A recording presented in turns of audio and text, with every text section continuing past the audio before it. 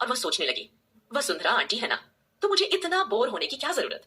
अब वसुंधरा आंटी मेरा एंटरटेनमेंट करेंगी, अब आगे। यह सोचते हुए रौनक फटाफट सोफे पर बैठ गई और वसुंधरा जी को आवाज लगाई, वसुंधरा आंटी प्लीज, आप मेरे लिए एक गिलास बादाम वाला दूध ले आए, मेरा बादाम वाला दूध पीने का मन कर रहा है। जैसे ही रौनक ने वसुंधरा को ऑर्डर दिया, वैसे ही अभिमान जी का चेहरा खुशी से खिल उठा। जब भी वसुंधरा घर का काम किया करती थी, या जब घर वाले वसुंधरा को नौकर की तरह ट्रीट किया करते थे, तभी अभिमान जी के चेहरे पर अजीब सी चमक दिखती थी। उन्हें वसुंधरा को घर का काम करते हुए देखना काफी अच्छा लगता था। वहीं वसुंधरा, जो कि घर में सभी घर वालों के सामने बहुत ही पोलाइट रहती थी और सब जैसा कहते थे वैसा ही करती थी, लेकिन वो अभिमान जी के सामने किसी तरह की कोई एक्टिंग नहीं करती थी। सीधे तरीके से वह अपने असली रूप के साथ बैठ जाती थी और जब भी मौका मिलता वह अभिमान जी को उल्टी सीधी बातें सुनाना शुरू कर देती थी। फिलहाल नानी माँ भी तुरंत ही रौनक के पास आकर बैठ गई और प्यार से बोली, रौनक बिटिया, अच्छा हुआ तुम बादाम वाला दूध पी रही हो। हम तुम्हें कहने ही वाले थे कि अब तुम्हें अपने डाइट में थोड़ा दूध और फल फ्रूट शामिल करना चाहिए। जैसे जैसे समय बढ़ेगा तुम्हें ताकत की बहुत जरूरत पड़ेगी, इसलिए तुम्हें अच्छी और हेल्दी चीजें खानी होगी, ठीक है। हाँ, तुम यहाँ बैठो, हम तब तक तुम्हारे पैरों के लिए तेल लेकर आते हैं। रौनक ने उन्हें हंसते हुए मना किया, अरे नहीं नहीं नानी माँ, रहने दीजिए ना, मैं ठीक हूँ, आप आइए, हम थोड़ी देर बैठकर आपके गांव के किस्सों के बारे में कुछ बात करते हैं। इतना सुनते ही नानी माँ तुरंत रौनक के पास बैठ गई और खुश होकर बोली, हाँ हाँ, क्यों नहीं।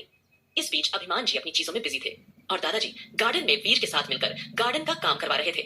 दादाजी ने सोचा कि क्यों ना गार्डन की थोड़ी साफ सफाई कर ली जाए, इसलिए वो वीर को लेकर सीधे गार्डन में चले आए और धीरे धीरे पेड़ पौधों में लगे कीड़े मकोड़ों पर दवाई छिड़कने लगे और बड़े बड़े पौधों की छांटाई करने लगे ताकि गार्डन की अच्छी तरह से देखभाल हो सके। इतना बड़ा गार्डन देखकर वीर की तो हालत खराब हो रही थी। उसे लगा कि उसका ये बूढ़ा दादा उसे किसी कीमत पर नहीं छोड़ेगा, लेकिन उसने सोचा कि अगर उसे सबकी नजरों में अच्छा दिखना है तो सभी काम अच्छे तरीके से करने होंगे। इसलिए वीर ने सिर हिलाकर हामी भरी और चुपचाप सारे काम करने लगा। वहीं वसुंधरा का चेहरा रौनक को ग्लास देते हुए हल्का सा खिल उठा। रौनक को दूध देने के बाद नानी माँ ने उसे अभिमान जी के लिए भी दूध लाने के लिए बुलाया। जैसे ही वो अभिमान जी के पास आई, वैसे ही अभिमान जी ने तंज कसा, वसुंधरा तुम कामकाज करते हुए थोड़े ठीक ठाक लगती हो। जैसे ही अभिमान जी ने वसुंधरा को टोका, तो वैसे ही वसुंधरा के चेहरे के एक्सप्रेशन एकदम से बिगड़ गए और वो अभिमान जी को गुस्से में देखकर भड़की, ओह, तो तुम्हें मैं काम करते हुए अच्छी लगती हूँ। शायद तुम भूल रहे हो अभिमान कि पहले भी मैं तुम्हारे घर के सभी काम किया करती थी। वसुंधरा की इस बात पर अभिमान जी उसे गुस्से से घूरने लगे, फिर कड़वाहट से बोले, पहले तुमने मेरे लिए क्या क्या किया है ये मत याद दिलाओ। जैसे तुमने काम किए थे ना, वो याद आते ही मेरा मन सिर्फ तुम्हारा गला दबाने का करता है। अभिमान जी आवाज में गुस्से को भांपते हुए वसुंधरा एकदम से चुप रह गई। वह उठी और पैर पटकते हुए वहां से चली गई। फिलहाल दूसरी ओर अरमान फार्म हाउस की ओर जा रहा था। अचानक उसने अपनी कार एक अनजान जगह पर रुकवाई और कुछ पल के लिए वो अपनी आंखें बंद करके वहीं खड़ा रहा। फिर अपना ध्यान केंद्रित करने की कोशिश करने लगा। कहीं ना कहीं वह यही सोच रहा था कि आखिर उसकी ऐसी कौन सी यादें गई हैं जिसके बिना उसका दिल हमेशा भारी भारी सा लगता है। फिर वह गहरी सोच में डूब गया। चाहे उसकी जिंदगी की बीती हुई यादें वापस आई या न आई, लेकिन आस्था से जुड़ी सारी यादें उसे वापस चाहिए थी, क्योंकि आस्था को देखकर उसका दिल जोर से धड़कता था। इतना ही नहीं, जब से उसने आस्था की कमर देखी है, तब से उसे अपने शरीर में हार्मोनियम सिस्टम में बदलाव महसूस हुआ। अरमान को यह सारी घटनाएं अजीब लग रही थी। उसने परेशान मन से सोचा कि आखिर उसके साथ ये सब बदलाव क्यों हो रहे हैं, जो कभी भी उसकी जिंदगी में नहीं हुआ था। उसकी जिंदगी में कई लड़कियां आईं, लेकिन उसने आज तक किसी को आंख उठाकर नहीं देखा। लेकिन जब जब आस्था उसके करीब आती थी, उसका दिल करता था कि वह उसके करीब जाए और उसे अपना बना ले, लेकिन फिर भी वह उसे देखते ही अपने इमोशंस पर काबू रख रखता था। इस वक्त अरमान के दिल और दिमाग में एक अलग तरह की जंग चल रही थी। उसने तंग आकर सोचा कि इस सिचुएशन से निकलने के लिए उसे किसी और लड़की का सहारा लेना होगा, लेकिन सबसे पहले उसे यह पता लगाना होगा कि उस लड़की आस्था को देखकर उसकी हालत ऐसी क्यों हो जाती है जो उसे किसी और के साथ नहीं होती है। तभी उसके दिमाग में अपने दादाजी की उटपटांग बातें घूमने लगी। धीरे धीरे तुम्हारी उम्र बढ़ रही है अरमान, तुम्हें इस उम्र में शादी कर लेनी चाहिए। बच्चे शादी करना बहुत जरूरी होता है, क्योंकि एक समय ऐसा आता है जब इंसान का अपना शरीर भी किसी और का साथ चाहता है। आज न जाने क्यों अरमान को दादाजी की कही हुई बातें याद आ गईं और वह बेचैन होकर सोचने लगा कि कहीं उस लड़की को इस तरह देखने की वजह उसके शरीर को उसकी आवश्यकता तो नहीं है। क्या पता उसका शरीर किसी लड़की के साथ समय बिताना चाहता हो। अरमान ने अपनी जिंदगी में आज तक किसी भी लड़की को इतनी अनुमति नहीं दी थी कि कोई भी उसकी जिंदगी में इतनी आसानी से आ सके, लेकिन अब आस्था के बारे में सोचकर तो वह अपने आप से एक अलग ही तरह की जंग लड़ रहा था। अरमान ने सोचा कि अगर आस्था उसे अपनी ओर आकर्षित करने की कोशिश कर रही है या फिर वो कोई घटिया चाल चल रही है, तो उसे रोकने के लिए उसे किसी और लड़की का इस्तेमाल करना होगा।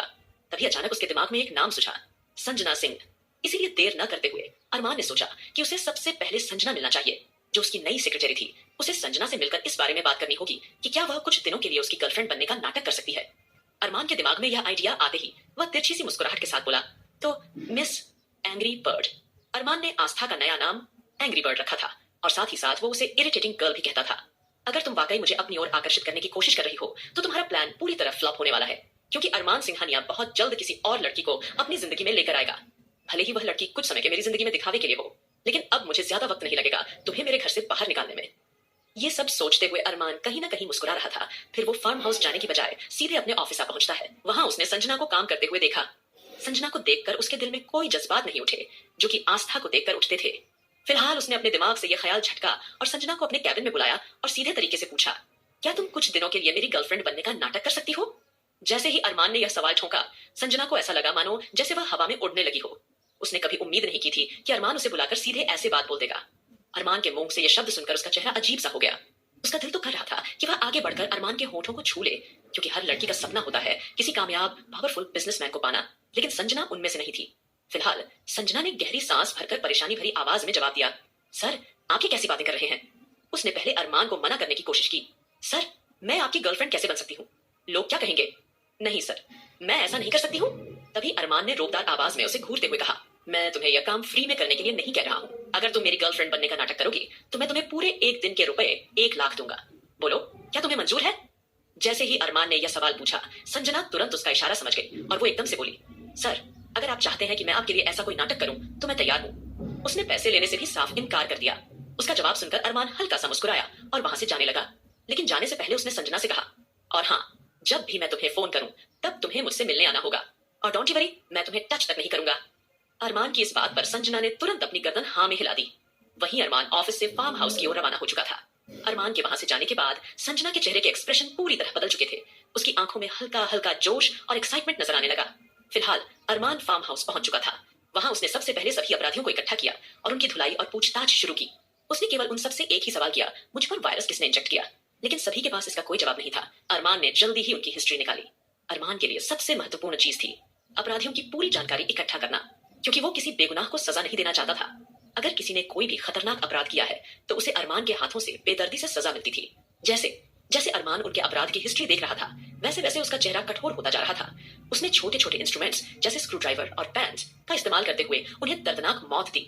अरमान पूरी तरह खून में लिपटा हुआ था और वह बेहद खतरनाक डेविल जैसे रूप में दिखाई दे रहा था। तभी आहान और ध्रुव ने तुरंत अरमान को वॉशरूम में ले जाकर पानी डालकर साफ किया। अरमान को आज अलग ही तरह का सुकून मिल रहा था, क्योंकि उसने आस्था को अपनी जिंदगी से बाहर भगाने का मन बना लिया था। इसलिए वह संजना के साथ से नई प्लानिंग बना रहा था। थोड़ी देर बाद अच्छे से फ्रेश होने पर उसने मुस्कुराते हुए संजना को कॉल किया और उसे कहा कि आज रात को उसे डिनर करने के लिए सिंघानिया मेंशन में आना होगा।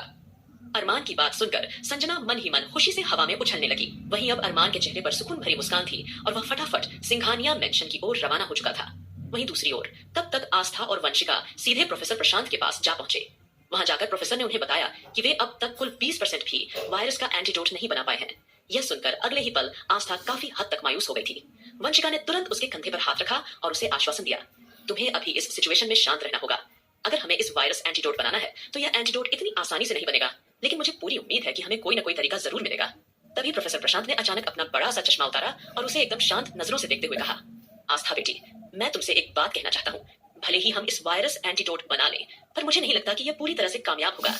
अगर हम इस एंटीडोट को अरमान के शरीर में इंजेक्ट करते हैं तो मुझे कंफर्म नहीं है कि उसकी कितनी यादें वापस आएंगी या फिर उसकी पूरी यादें ही गायब हो जाएंगी।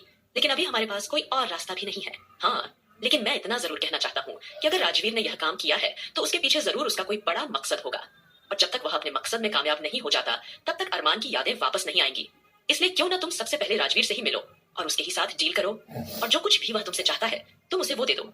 हो सकता है उसके बाद वह तुम्हारे पति की यादें तुम्हें लौटा दे। प्रोफेसर प्रशांत की यह बात सुनकर आस्था ने अपने हाथों की मुट्ठियां कसकर बंद कर ली। जब भी राजवीर का नाम आता है उसके सर की नसें तन जाती हैं। उसने गहरी सांस भरी और एकदम से प्रोफेसर साहब की ओर देखकर बोली, प्रोफेसर साहब, मुझे उस इंसान का नाम लेना बिल्कुल पसंद नहीं है, और रही बात अरमान जी की यादों की, तो मैं उन्हें वापस लाकर रहूंगी, चाहे इसके लिए मुझे राजवीर के डार्क विला में जाकर उसके बनाए हुए एंटीडोट को क्यों न चुराना पड़े। आस्था का आत्मविश्वास देखते ही वंशिका ने तुरंत उसका हाथ थाम लिया। वंशिका ने तुरंत प्रोफेसर की ओर देखकर कहा, सर, जब हमें सारी डिटेल्स मिल चुकी हैं तो मुझे पूरी उम्मीद है कि हम इस वायरस का एंटीडोट जरूर बना लेंगे। हमें इस तरह से हार नहीं माननी चाहिए, हमें अपनी मेहनत लगातार जारी रखनी होगी। वंशिका का कॉन्फिडेंस देखकर प्रोफेसर प्रशांत ने वंशिका के सर पर हाथ रखते हुए कहा, मुझे उम्मीद है बेटी, तुम हमेशा इसी तरह की सोच रखोगी और इस मकसद में कामयाब भी होगी। मुझे पता है कि तुम्हारे लिए यह वायरस का एंटीडोट बनाना कितना इंपॉर्टेंट है, लेकिन फिक्र मत करो, हम अपनी कोशिशें बंद नहीं करेंगे। फिलहाल मेरे मन में राजवीर को लेकर जो भी ख्याल आया वो मैंने आप दोनों को बता दिया। अब आप लोगों को यह पता लगाना चाहिए कि राजवीर कहाँ है। मुझे लगता है वह किसी प्लानिंग के तहत चल रहा है। सबसे पहले वह कुछ दिन अरमान सिंघानिया को तड़पाना चाहता है, इतना ही नहीं, वह आस्था को भी तड़पाना चाहता है। और जब उसे लगेगा कि तुम लोग अब पूरी तरह बेकाबू हो चुके हो और पूरी तरह उसकी मौत के मोहताज हो चुके हो, तब वह तुम सबके सामने आएगा। अभी राजवीर ने खुद को छुपा कर रखा हुआ है, तो कोई चाहकर भी उसे ढूंढ नहीं पाएगा। इसलिए अब तुम्हें उसे खोजने की बजाय सिर्फ उसके सामने आने का इंतजार करना होगा।